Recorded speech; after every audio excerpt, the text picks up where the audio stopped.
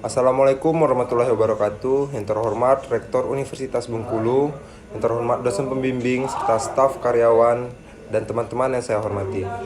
Perkenalkan, nama saya Mikael Bapediwo. Saya berasal dari Fakultas Ekonomi dan Bisnis, yaitu Prodi Manajemen. Saya di sini ber-NPM C1B021153.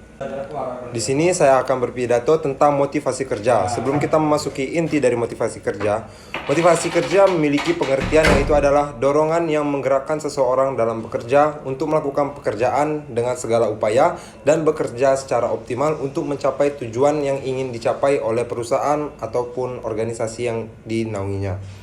Di sini juga motivasi kerja memiliki tujuan, yaitu yang pertama adalah meningkatkan moral dan kepuasan kerja dari seorang karyawan. Yang kedua ada juga meningkatkan produktivitas kerja dari seorang karyawan.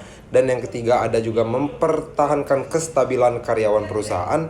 Dan juga ada meningkatkan kedisiplinan karyawan perusahaan.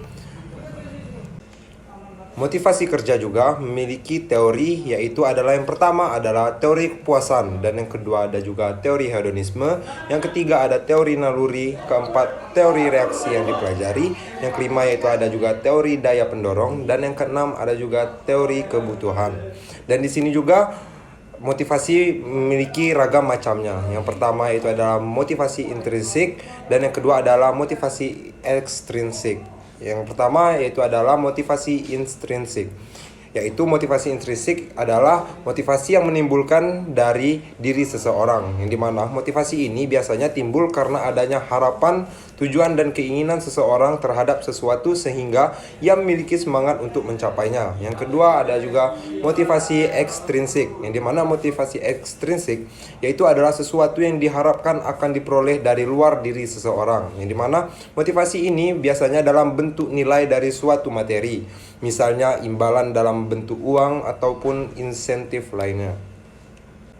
Selain motivasi memiliki ragam macamnya, di sini juga motivasi memiliki ciri-ciri. Yang pertama adalah majemuk, dan yang kedua ada dapat berubah-ubah. Di mana majemuk dalam suatu perbuatan sebenarnya tidak hanya mempunyai satu tujuan, tetapi beberapa tujuan yang berlangsung bersama-sama. Yang kedua yaitu adalah dapat berubah-ubah, yang dimana motif bagi seseorang sering kali mengalami perubahan. Hal ini disebabkan keinginan manusia selalu berubah-ubah ataupun berpikir secara dinamis, sesuai dengan kebutuhan atau kepentingan lainnya.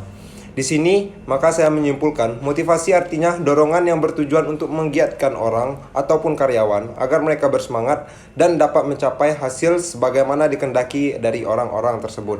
Sebagai pemimpin, kita harus mempelajari setiap perilaku dari karyawan, yang dimana itu agar bisa menggunakan motivasi dengan tepat dan cocok seperti penghargaan terhadap pekerjaan, komunikasi dan informasi, persaingan peristiwa, dan kebanggaan. Mungkin sekian pidato dari saya. Apabila saya ada salah, saya mohon maaf. Kepada Tuhan saya mohon ampun. Wabillahi taufik wal hidayah. Wassalamualaikum warahmatullahi wabarakatuh.